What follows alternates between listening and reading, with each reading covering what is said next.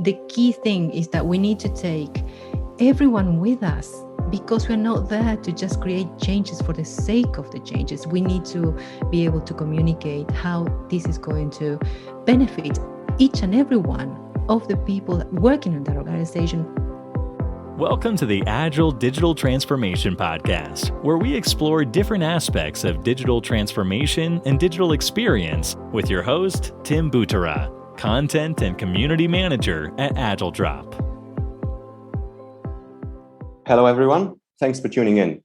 Our guest today is Liliana Ashton, Change and Transformation Management Consultant and founder of Breathe Now Hub, a company focusing on employee well-being. Liliana has run successful digital transformation initiatives for well-known international brands such as Shell, Michelin, Guardian Media Group.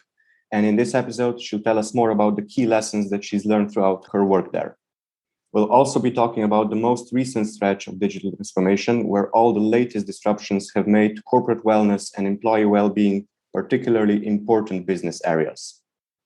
And welcome, Liliana. It's really great to have you as our guest today on the show. Great to be here. Thank you, Tim, for having me.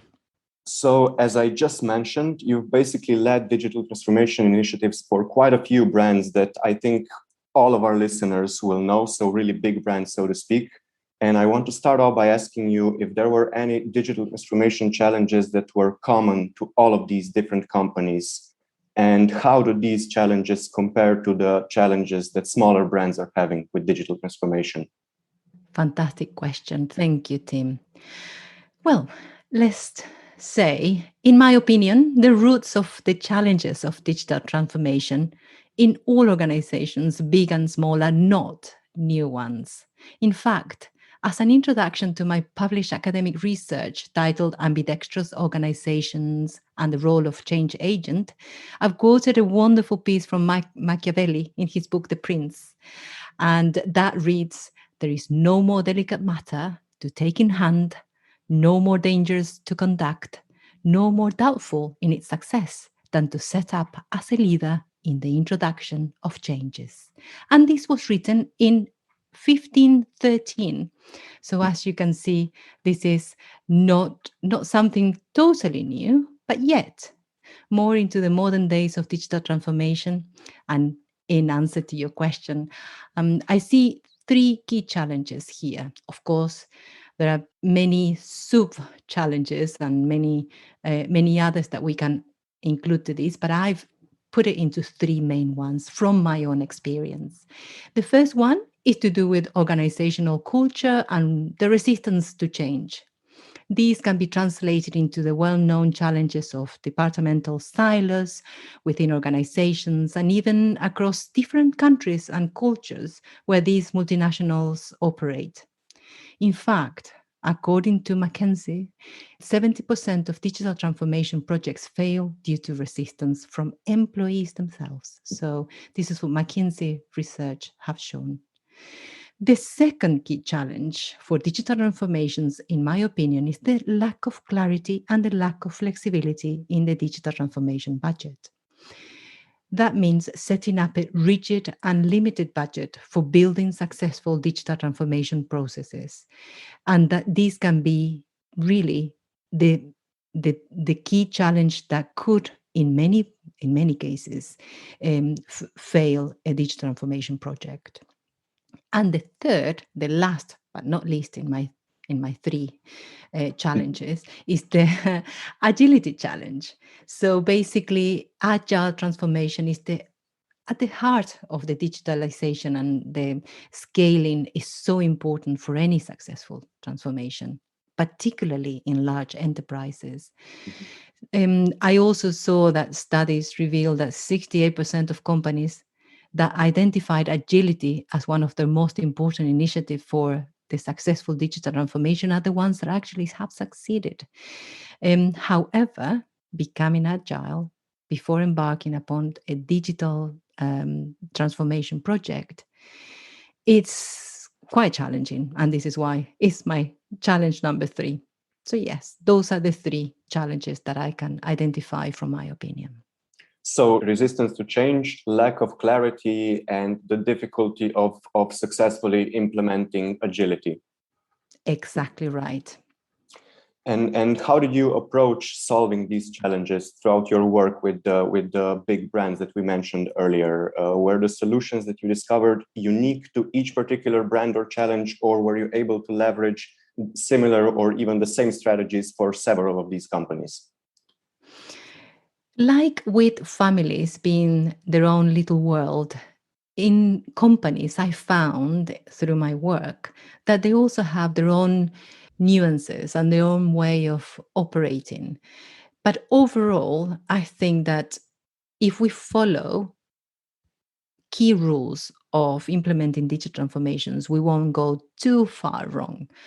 Basically, for me, successful digital transformations requires not only the right set of tools, but also the right expertise and the right guidance to drive the process for the best results. So, in terms of the solution for organizational culture and resistance to change, as human beings, we are naturally conditioned to resist change at first, especially if we don't see or understand how this change will benefit us or our teams. So really a company culture and good communication is key to tackle digitalization challenges. It is essential to encourage employees and other stakeholders to get accustomed to the digital culture, the new tools, the new technology, the new solutions, and will help everyone to persuade and to get advocates, I would say, during this transformation phase.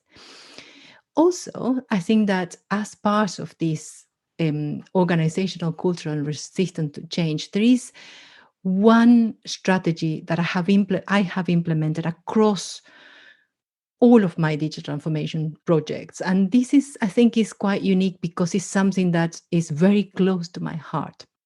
And that is called ambidexterity in organizations. It's called ambidextrous organization, which is what I mentioned at the beginning, at the beginning of this podcast. Ambidexterity means, as we have two hands, the right and the left hand, means that an organization can really operate also with in two different branches or arms or hands. So one of them could be the new one, the one where we're implementing digital transformation and all the new tools and the new technology and experimenting with them. And the other one is the business as usual. It's not that the ones that are doing the business as usual will be doing the boring things or the boring work. They will be there maintaining the structure and the foundations while the new implementation of the new technologies are taking place.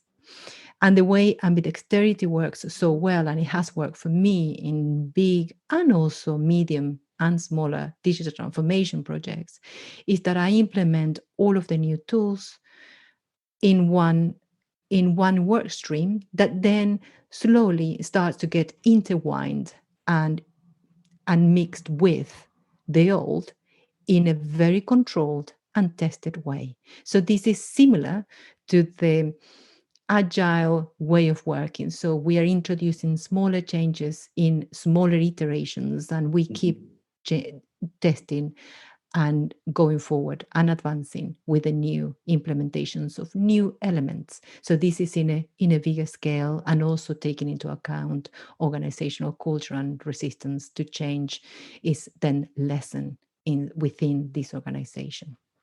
I really like the concept of ambidextrous organizations. And I think that it's what a lot of successful companies that are successfully navigating their digital transformation journeys are already doing, but they haven't really pinpointed it or they haven't put a name to it. So hopefully, there's this trend that it's easier to understand and to implement something if you can name it, if you have a word for it. So hopefully, the awareness that this is called ambidextrous organizations or ambidexterity will also be helpful to maybe some listeners who are having trouble with implementing this.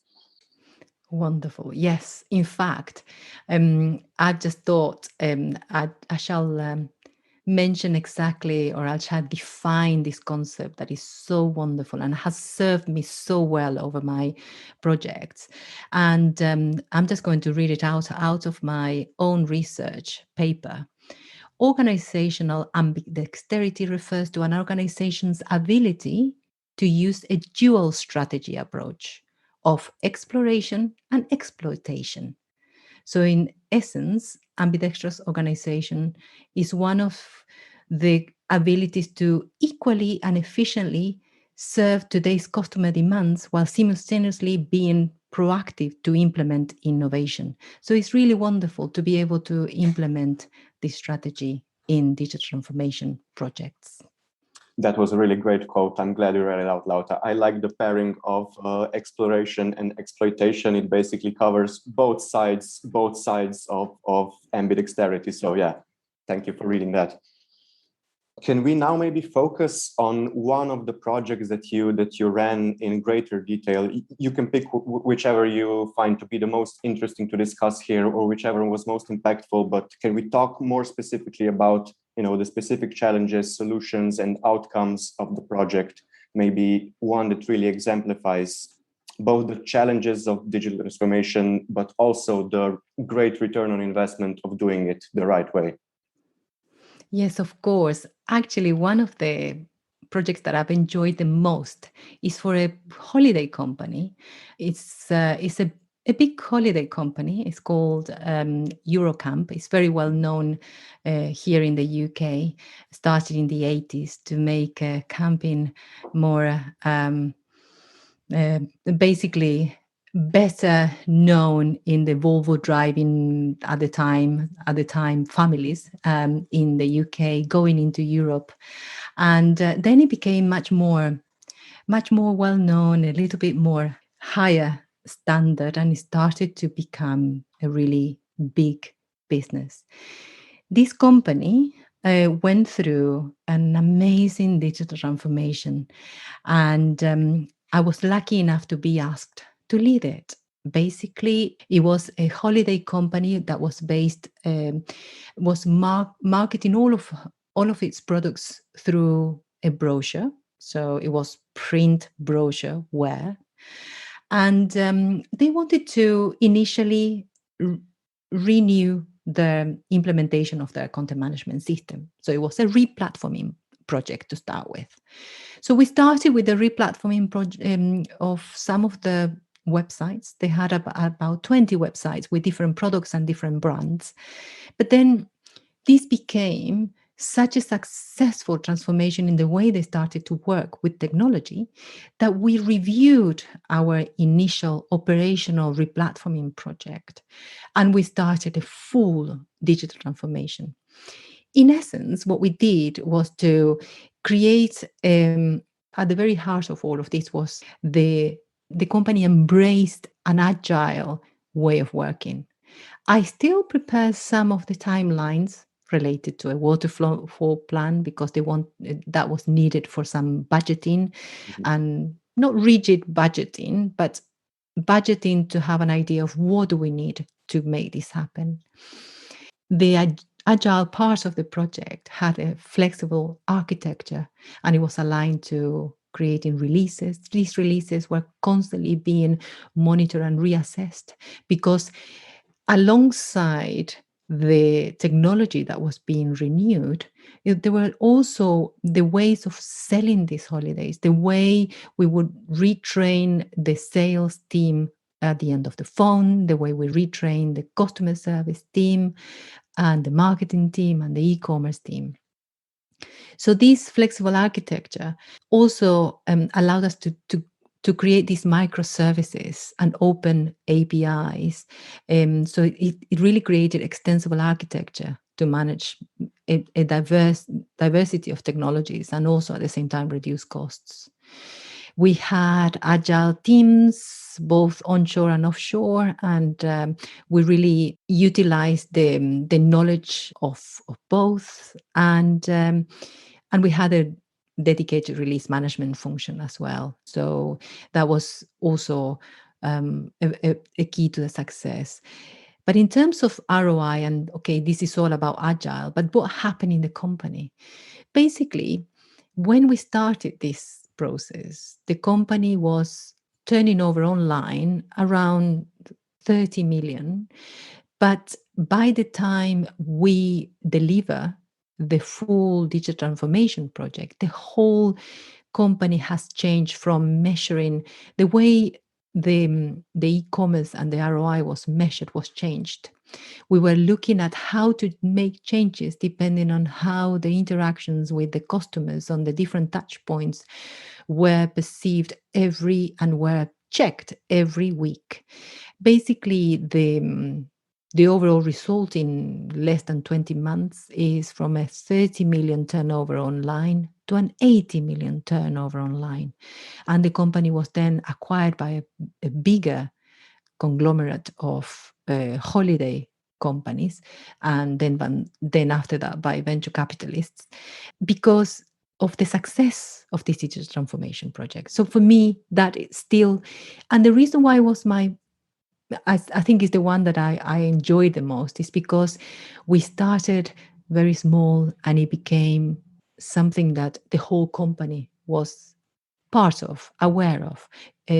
We were communicating constantly. Every week, we were telling the whole company in all countries what we launched, what we didn't launch. They had access to all of our boards, agile boards.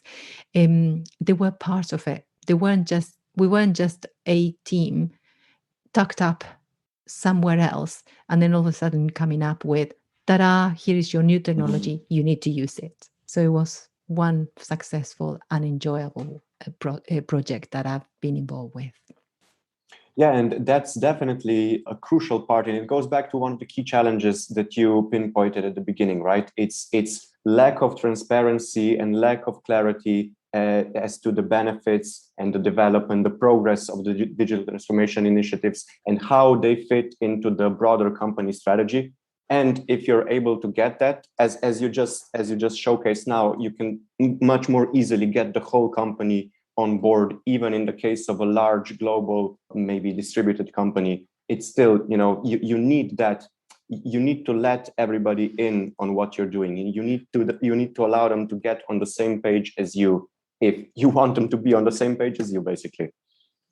Absolutely. And for me, the key reason why this was a success is because everyone was involved. At the beginning, it wasn't so, though, I must say.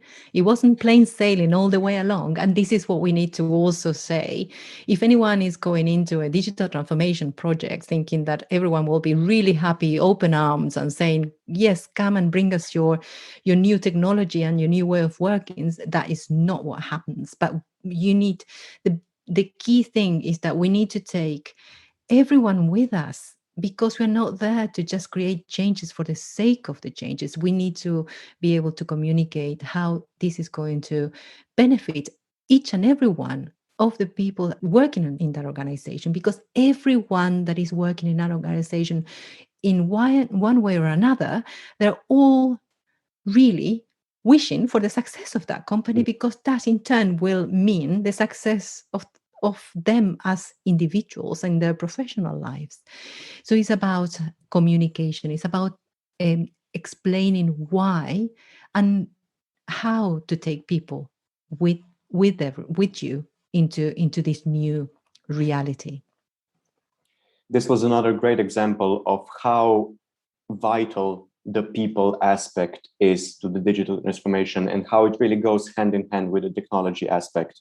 And it seems to me like you're the type of person who really went full circle from, being involved in these huge digital transformation projects and programs for these huge companies and, driving everything there on the technology side. But now, as we mentioned in the intro, now you founded Breathe Now Hub, which focuses not on something technology related, but on employee well-being, on the employee experience, on workplace well-being. And I'm wondering, what made you make this transition? What made you focus on the human side of digitalization more than on the technology side?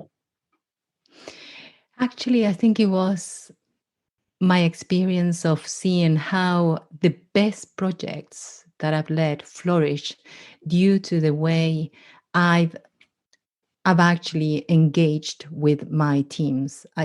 Having managed big teams with these digital transformations and having done all of my science-based degrees and all all of them, I realized that really what really matters is looking after your teams and each individual in your teams as in a holistic way.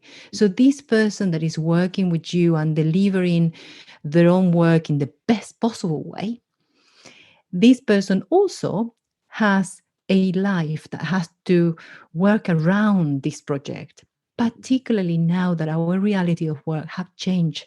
The world of work is transforming in the same way as our digital transformation projects are transforming workplaces. The way that we now work in this hybrid working environment, remote working, that now is here to stay, much more accepted than before. Many companies doing a 4-day a week.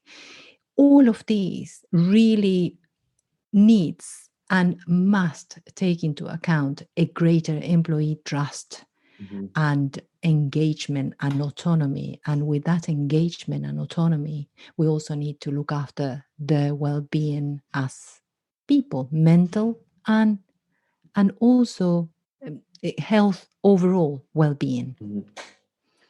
So how would you define employee well-being in the digital age? So maybe in the era of COVID or post-COVID, what would you say are the key elements that leaders or employers should kind of guarantee for their employees? Such a good question. I think that the main way for me to define this is that now we are not in the past. I think that we were more encouraged or expected, I should say, to have compartments in our lives. From 9 o'clock until 5 o'clock, you are the person that did CSS coding or JavaScript coding, or you did the relational databases coding, or you did this part of the project or the project management of it.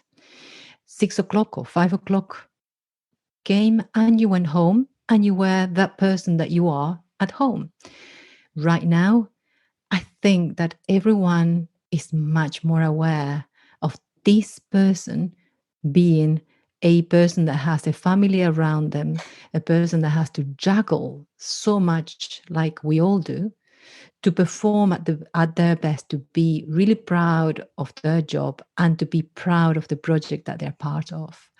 So I suppose that is what, if there is anything that the last 18 months since March 2020 have taught us as people and as professionals in this field, is that we need to take into account that there are no compartments in a person's life, in a colleague, in a teamwork, in a team member's life, but we are a holistic, a one person, that when we make them and when we make us or each other feel good, then this is how great organizations really go ahead from the rest. The organizations that see the happiness and health at work as a priority rather than a nice to have are the ones that are going to succeed and go further. This is the main reason behind why now I'm dedicating half of my time, at least, in this new company, Breathe Now Hub. I agree, and I definitely think that this was one of the biggest changes that COVID has introduced, because we kind of saw a rise of focus on employee well-being and employee experience even pre-COVID.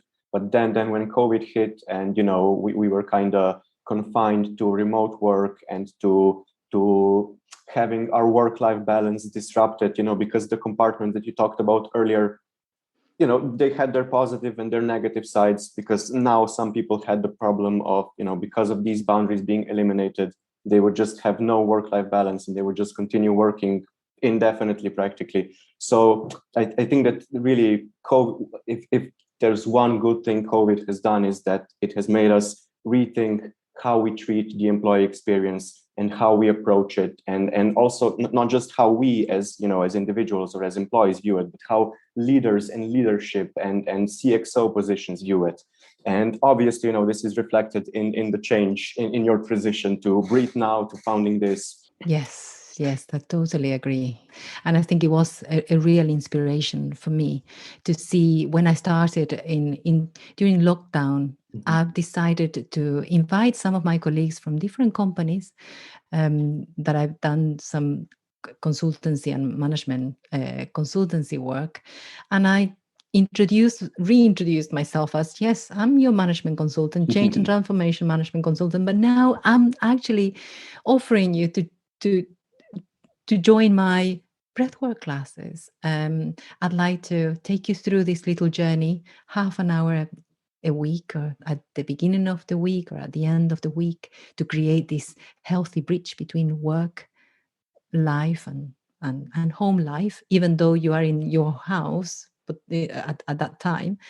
Um, and it was fantastic. I ended up gathering about 50 people in my group, and it was every week, twice a week. And then I did also a children's session in the middle of the week for a few weeks. So it's an amazing experience. And then that's what made me realize that this is something that we really need. And I couldn't see anyone else doing it.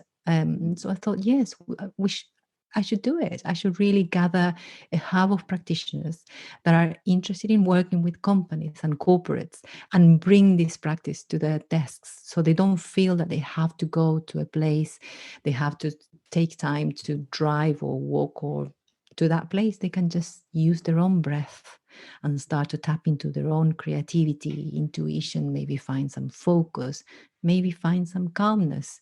So yeah, it's a wonderful, wonderful tool that I really believe in.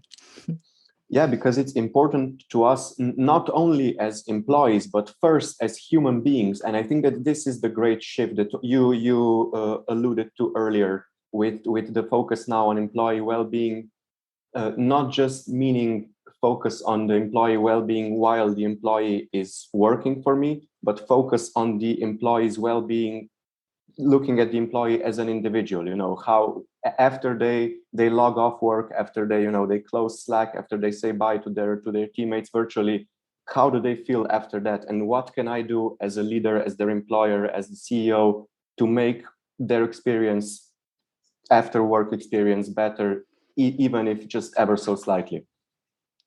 I couldn't agree more. I couldn't agree more, Tim. Absolutely. Because this is basically what will make the real difference Mhm. between companies. I think that a next to digital transformations and agile infrastructure and agile ways of working, I think that at the same level is how do people feel? Mhm. How do they feel working in this project, working with you? Are they feeling that they can focus, that they are valued, that they have tools as well? Because this is one of the things that I've also realized, that because I've been doing yoga, breath work, and I had all of my well-being practices well in check, I was so much more resilient to all of this. I always been really resilient in working long hours, in pushing and pushing and pushing. And then I actually realized through my own pushing of myself that I was also pushing other people too much. And that's something that was a bit of a wake up call for me, actually. This didn't just come out of nowhere. I actually experienced that I was pushing some of my closer, more senior team members too much. And they were saying, we cannot keep up with your rhythm. And I was thinking, okay, I need to slow down a bit and think about how can I help them. And breath work and doing a little bit of mindfulness, a little bit of few tools that don't take long, something that everyone can take home with them, and also help them with anything, any challenges that they might find at home, at the weekend, because then they will come back to work more renewed, calmer, more focused, more creative. So it's an amazing, good circle that we are creating here for the good of all, really.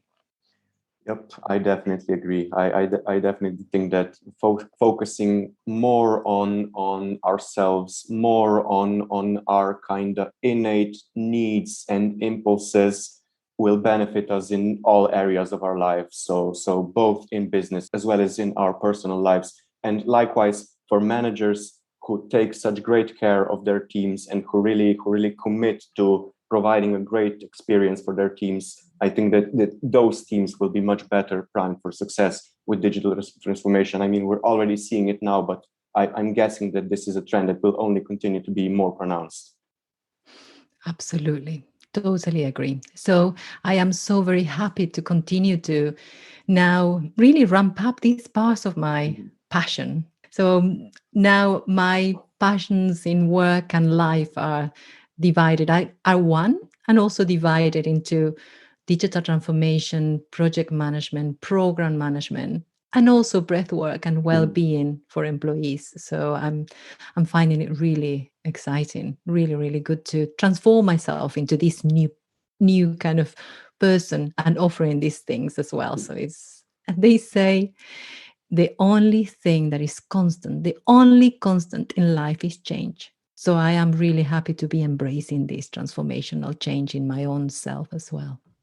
Would you say that what you're practicing right now is actually ambidexterity? Absolutely. Wow. I've never thought of that in that way, but absolutely right. Thank you, Tim. I've never thought of calling it that way. I will now adopt that. Yeah, I just connected the dots. I'm glad I was able to help you to a new insight, actually. Awesome. Wonderful. Yes. Love it. Yes.